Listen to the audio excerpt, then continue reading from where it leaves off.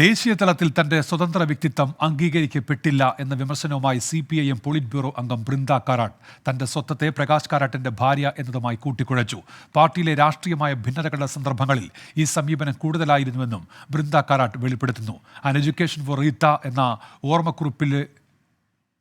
ഓർമ്മക്കുറിപ്പിലാണ് ബൃന്ദയുടെ പരാമർശങ്ങളുള്ളത്. അതിനിടെ മാർക്സിസ്റ്റ് പാർട്ടിയിൽ ഒരിക്കലും സ്ത്രീകൾക്ക് പരിഗണന കിട്ടിയിട്ടില്ലെന്ന് കെ മുരളീധരൻ MP ആരോപിച്ചു. ബൃന്ദ കാരാട്ട് പ്രകാശ് കാരാട്ടിന്റെ ഭാര്യയായതുകൊണ്ടാണ് ഇത്രയും എത്തിയത്, അല്ലാതെ സ്ത്രീകളും എവിടെയും എത്തിയിട്ടില്ലെന്നായിരുന്നു കെ മുരളീധരന്റെ പ്രതികരണം. അല്ല, മാർക്സിസ്റ്റ് പാർട്ടിയിൽ ഒരിക്കലും സ്ത്രീകൾക്ക് പരിഗണന കൊടുത്തിട്ടില്ലല്ലോ. ബൃന്ദ കാരാട്ട് പ്രകാശ് കാരാട്ടിൻ്റെ ഭാര്യ ആയതുകൊണ്ടാണ് ഇത്രയും എത്തിയത്, അല്ലാത്ത ഒരു സ്ത്രീകളും അവിടെ എവിടെയും എത്തിയിട്ടില്ല.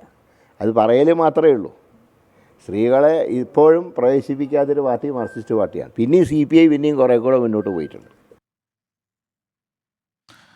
വിവരങ്ങളുമായി ഇപ്പോൾ ഡൽഹിയിൽ നിന്ന് വിനീത VG ചേരുന്നുണ്ട്. വിനീത, ഈ ബൃന്ദ കാരാട്ടിന്റെ തുറന്നു പറച്ചിലുകളിൽ എന്തൊക്കെയുണ്ട് വിനീത?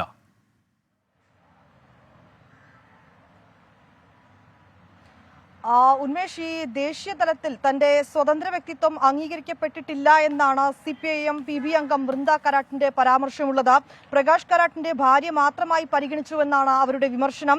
ഒപ്പം തന്നെ പാർട്ടിയിലെ രാഷ്ട്രീയമായിട്ടുള്ള ഭിന്നതകളുടെ സന്ദർഭങ്ങളിൽ ഈ സമീപനം കൂടുതലായിരുന്നുവെന്നും ബൃന്ദ കാരാട്ട് ആ പരാമർശത്തിൽ ഉന്നയിക്കുന്നുണ്ട്.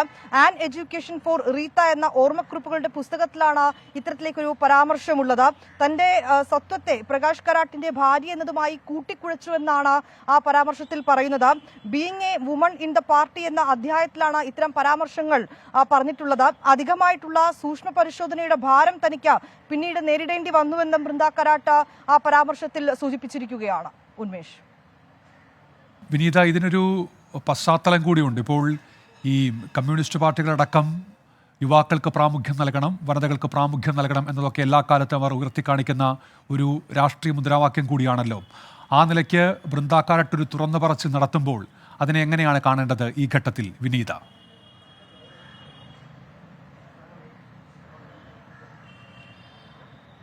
തീർച്ചയായും ഉന്മേഷ് സൂചിപ്പിച്ചതുപോലുള്ള നിലവിലെ സാഹചര്യങ്ങളുടെ പശ്ചാത്തലത്തിൽ തന്നെയാണ് ഇത്തരമൊരു പ്രതികരണം വന്നിരിക്കുന്നത്.